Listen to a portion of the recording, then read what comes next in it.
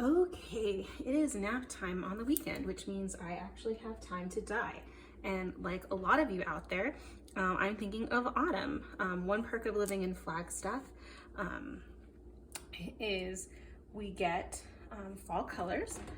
It's not quite like in the Midwest or the Northeast, excuse me, where you guys have lots of maple and oak. We do have some, but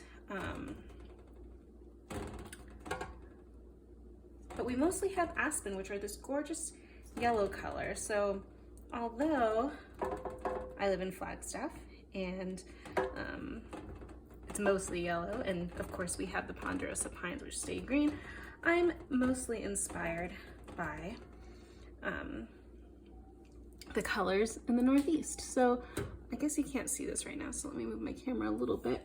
But what I'm doing is I'm starting with brown at the very bottom. And I'm just going to build an autumn toneway. I don't have heat on right now, which enables me to actually use my hand. And I'm just kind of pouring the colors in a line. And we'll see how this ends up knitting up and crocheting up, because it might be that I want to use the same colors, but in a different method, which, you know, that's all this is about, is experimentation. I do have some citric acid in the mix because I don't want the colors to move that much.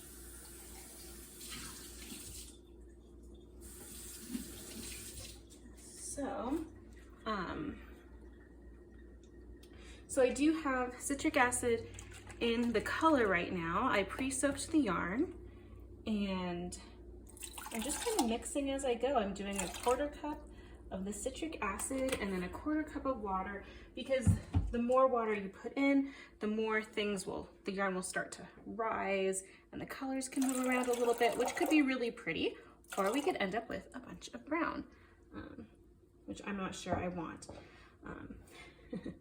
So I have my 1% stock solution, and I really want a lot of red, so I might actually make more red than I have of the other colors that I'm mixing in. So next is green, because, oh no, the green's leaking.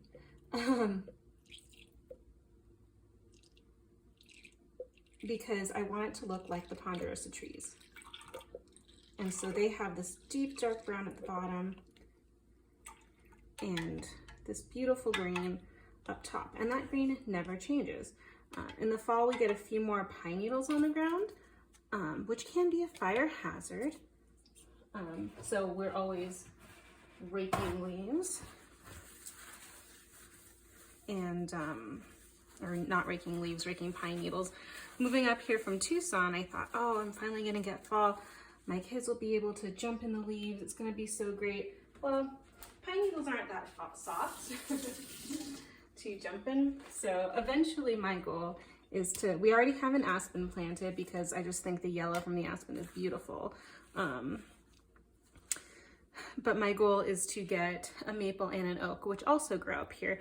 And I want them all to be really close to each other, because then we can get red, yellow, and orange all together, which I think would be absolutely beautiful.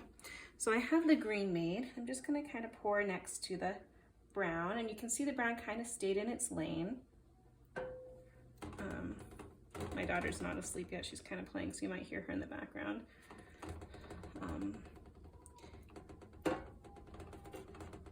But yeah, if I have anyone from the desert, you know, the whole stereotype of jumping in the trees or jumping in the pile of leaves and how soft it looks. In fact, I do want to do a ponderosa colorway. It's going to look very similar actually to what I'm doing right now.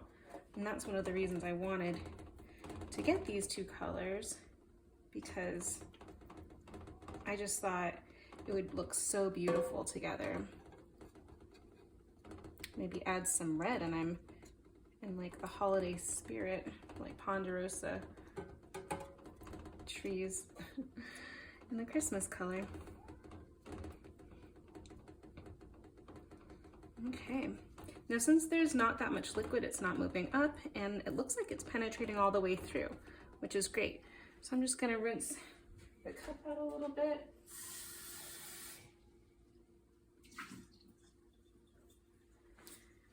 It's finally starting to cool down here, which if you're from the southern area of Arizona, almost anywhere south of Prescott or Sedona, it's still pretty hot. And it's probably not going to feel like autumn until November, maybe December. I remember being a kid and it being 80 degrees on Christmas Day, which was not fun. I tried to wear long pants Christmas morning and it was just so hot. So that's one perk about being in Flagstaff, is it's definitely cold on Christmas. Just kind of gives you the holiday feelings. But also growing up in the desert, I didn't learn how to ski. So that's something new. But skiing is kind of expensive. So I've only done it once and I was 29. So I was terrified of falling and hurting something. But I'm a very cautious person, and once I got the hang of it, it was so much fun. It felt like I was flying. But I have a daughter now and she can't go skiing quite yet. You probably hear her right now. And so it probably is going to be another few years before I get out on the slopes again. Now I'm going to do yellow because of the aspen, because right now that's what we see. I mean, the aspen is still green. It hasn't started changing colors yet. Usually the aspens start in September. And I just love this yellow color that I have. There's a little white spot there. So where the yellow and green overlap, it'll be kind of a lighter green, which works. Oh, there's my dog wanting to come inside. It's funny how you try to make time for yourself to do what you enjoy, and I do enjoy dyeing yarn. It's so much fun to play with colors. But then of course, when you start doing something you love, and there's so many other things that you need to do and so many other people who want a piece of your time. So I'm gonna pause it for a second and let my dog in. Okay, my dog is inside and got some updates from my husband about the projects he's working on. You can see I moved it a little bit, and now I'm on to the orangish color. So as I'm doing this, some of you guys might be thinking, oh, this will look like a sock. It's gonna have perfect stripes of about this width. That's actually not how it works. And for those of you who use self-striping yarn or who dye yourself, you understand that it's going to go a little bit of brown, so maybe 4 or 5 stitches, and then green, yellow, and now into this orangish red, which is absolutely stunning. I'm not a big orange fan, but then, you know, I look at yarn like pretty much everyone, because we all need to feed the stash. Now my stash is really big.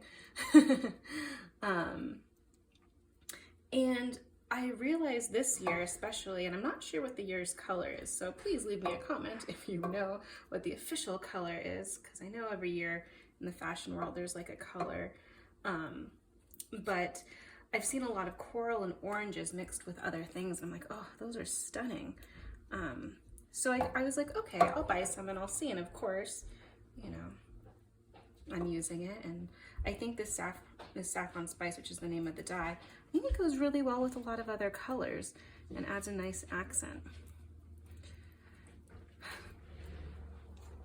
So there's still very little liquid in here, which is good. I'm just gonna let it sit, and I'm patting it down to try to get full penetration, and it looks like it's going down pretty well, but I might need to add some when I flip it. I'm going to make my next color, and I think I'm gonna use a full cup of water because I really want there to be a lot of red, because I love that autumn look, and I think the red just really can be deep and gorgeous. So when I was thinking about this colorway, I thought, yeah, I want red, it's gonna be gorgeous, but I didn't want it to just be red. I wanted it to have other accents. Now, if I were using less citric acid to prevent movement, or if I had the heat on, or if I had more water in the pan, I might be able to get more colors blending. And again, in a future colorway that I dye this in, even if I use the same colors, I might kind of randomly splay the colors, or I could even cut out the brown altogether and just use that as speckles. I haven't done speckles, and I know they're really popular. But with the toddler in the house, I don't know. If I were outside, maybe I'd experiment with it a little bit. So I'm going to use 1 cup of water and 2 tablespoons of the red,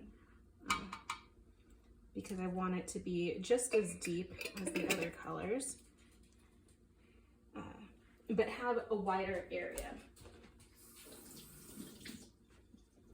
Yeah, the problem with speckles for me is usually you have to wear a mask because you don't want to inhale the dye mixture, and I don't know, it just seems messier, and I'm always worried I might not get the effect. And when I dye yarn, I want to get what I intend, I suppose. And I haven't experimented with speckles yet, so. But I think that's also the fun part of dyeing, is seeing what happens. And so I should just stop worrying about it and do it. But I think in order to speckle, you do need like very low immersion if you want it to be little dots, from what I can tell. Okay, so now we're gonna do the red, and I just kind of squished the other colors. Oh, yeah. I didn't like this red for a long time because I don't know. It wasn't as rich as I wanted, and then I was like, oh, I'll just put more dye in it. But I think for this colorway, it'll just go perfectly.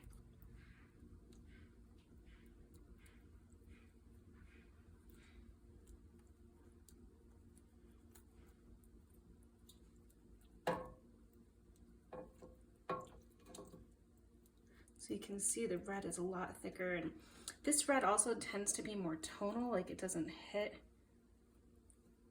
as well as the other colors, I feel. But that can be really nice as well, because then it's not just a bunch of red. You know, you get a little variation, and since this yarn is pre-soaked already, it absorbs the dye fairly quickly. And now you can see that, well, maybe you can, maybe you can't. There's a little bit of red going up that way, so we probably have enough dye in the pot to turn on the heat so it starts to stick. Now I'm just debating what color I should do next, because I probably have enough space for 2 more colors.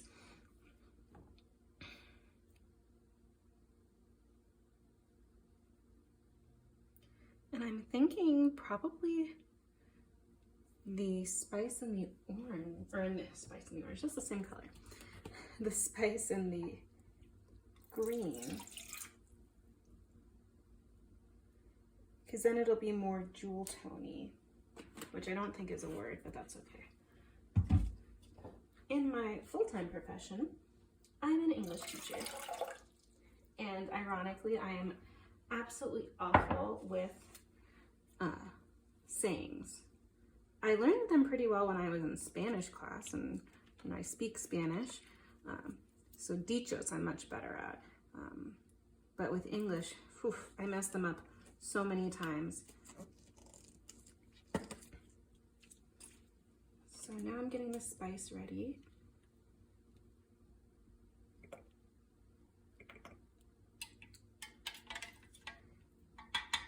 I also joke with my students that I say a lot, and that is true.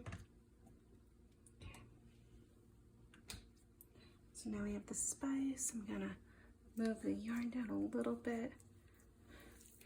And the reason I thought of the orange, and you can see how it's kind of a pink, is if I do the spice again, it'll just kind of blend really well, I'm thinking, with the red, and so it'll transition quite smoothly, is my thought process. If I did the yellow, it would probably make a similar color, but this will be a slightly different orange, and it looks actually a little bit warmer because it's right next to the red.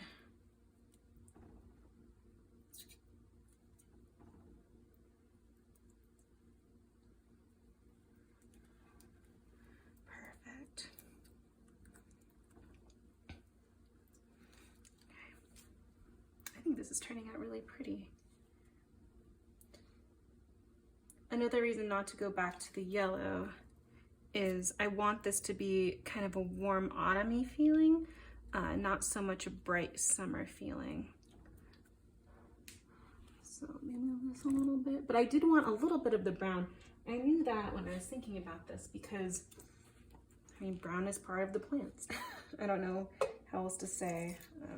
I like brown, and I feel like in autumn, you have to kind of honor things that are starting to die or transition. Maybe that's too morbid, but autumn is one of my favorite seasons because, of course, being a knitter, I like to get out my cold weather items, but it is cool. I mean, it's kind of like you're taking a risk, I feel, every autumn, because it's like, oh, are things gonna come back to life? What's gonna happen? But they always do. And so it's pretty cool to see that cycle.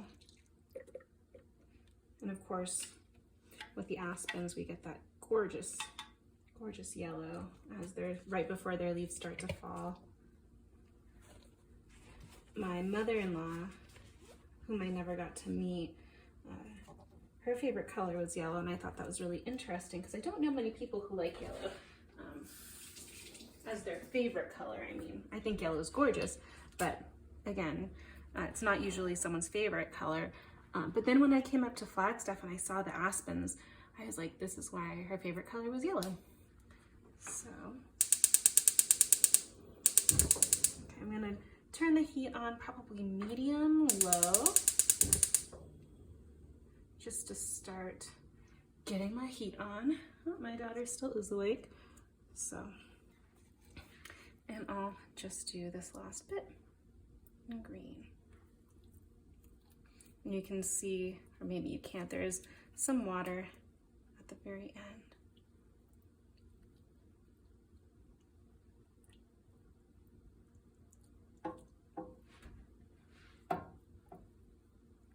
It'll be really cool to see how this knits and crochets up. I'll probably list it on my Etsy store and post pictures on Instagram before, there's the green sliding down, before I have a chance to make the samples. But rest assured, I will make the samples so you can see how this will look.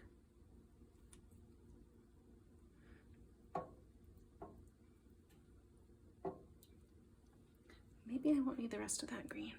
Well, on the edge a little bit.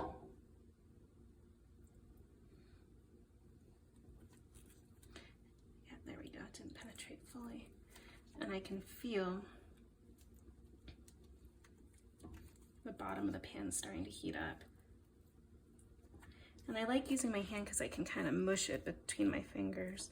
But you can see I'm not moving the yarn very much.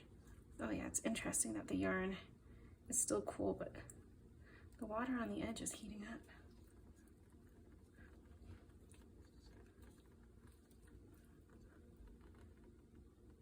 And I'm wondering if this green is a little bit more diluted because there's more water down here.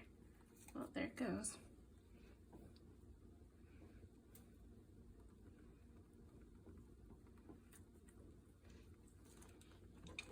Okay, so I'm gonna turn off the video now because it's just going to be cooking, and we'll see what happens. So I don't know how long I've been letting the yarn sit, but the water is clear and it is a little warm, especially in the middle. So what I'm gonna do is I'm gonna flip the yarn over. Oh, that is a little warm. I've learned that in the past that yarn gets hot in the pan and you shouldn't just touch it, but in the heat of the moment, you just kind of do without thinking. So you can see, or maybe you can't, there we go. the brown didn't really penetrate on the end. But the other colors, including the yellow, seem to do really well, at least on that skein. So now I'm gonna flip this one over. Now there's two, I guess, trains of thought right here for what to do. Some people really don't like to have any white when they're knitting or crocheting their yarn. And so they would want these pieces covered. In fact, I'm gonna swoosh everything right up. However, with some white spots, you can have some nice contrast. So there's that idea. I also see I would like a little bit more green, but I think I'm gonna get rid of the white spots because that's not the point of this yarn. This yarn, I want it to be fall colors. So the heat is still on. I'm just gonna put some brown. I'm gonna try to keep it on the yarn as best as possible because I don't really want it infiltrating the other colors, although it could look cool at this point to have some color mixing. And it's interesting because on this burner, or on these two burners, it's not hot right on the edge.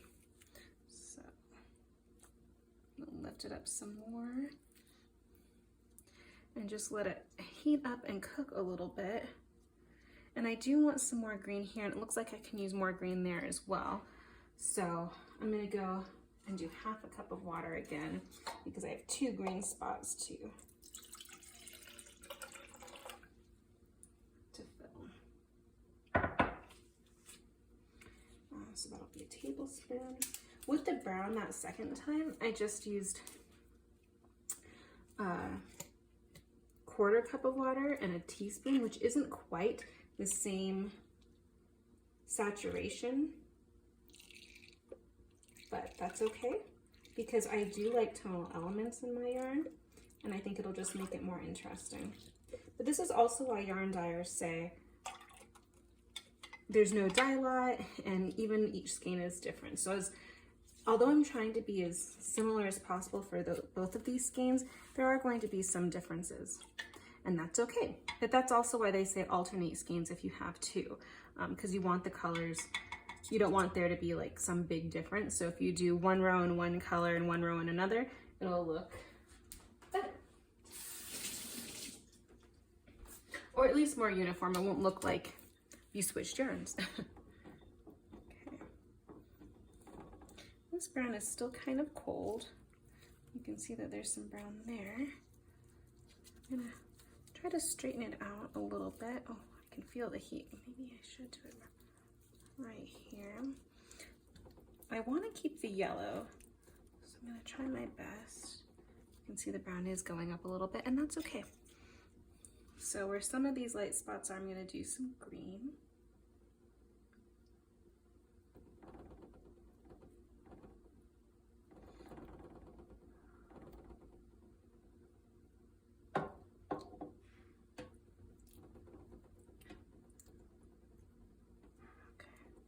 And you can see that this green is tonal because of where it's hitting, which is kind of cool.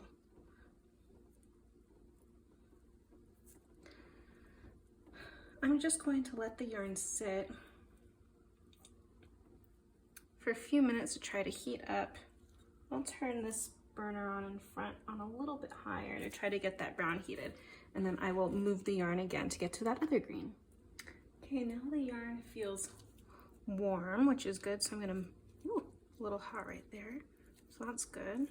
So I'm just gonna move it down, and the water's about clear. There's still a little bit of brown that I can see.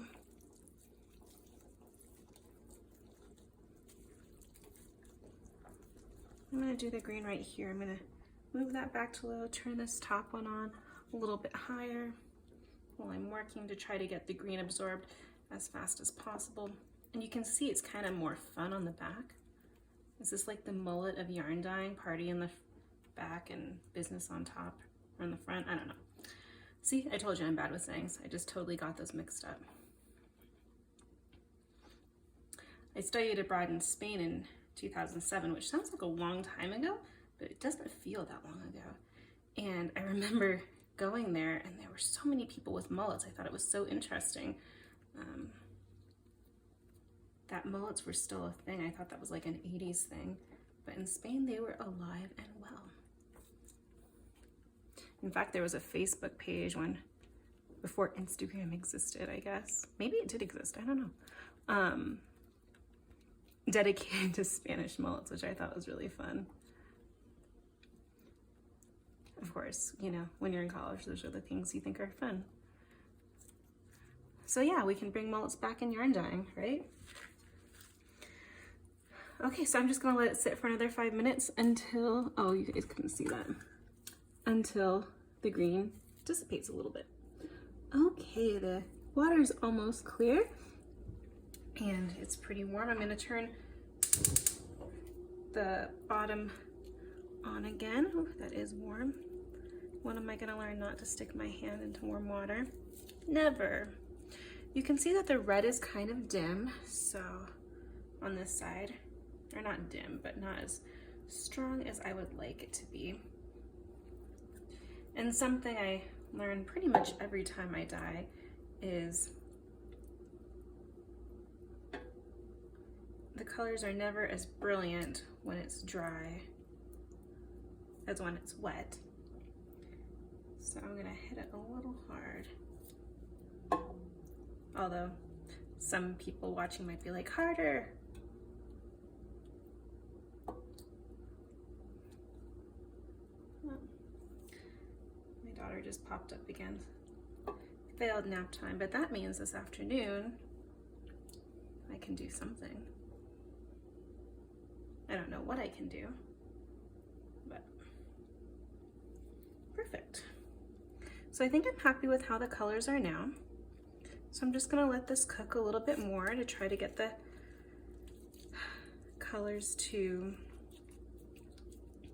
really set, and then I'll turn off the heat. So one perk about dyeing yarn is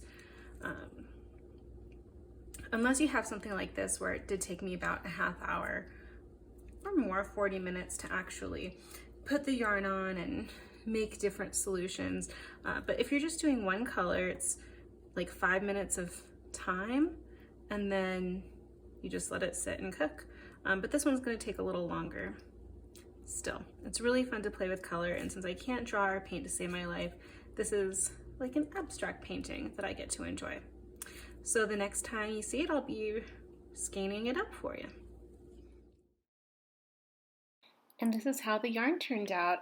I love how you can see the tonal colors, and it looks like it'll be perfect for the beginning of autumn. I really hope you liked this video, and please subscribe and follow me on Instagram. Thank you so much.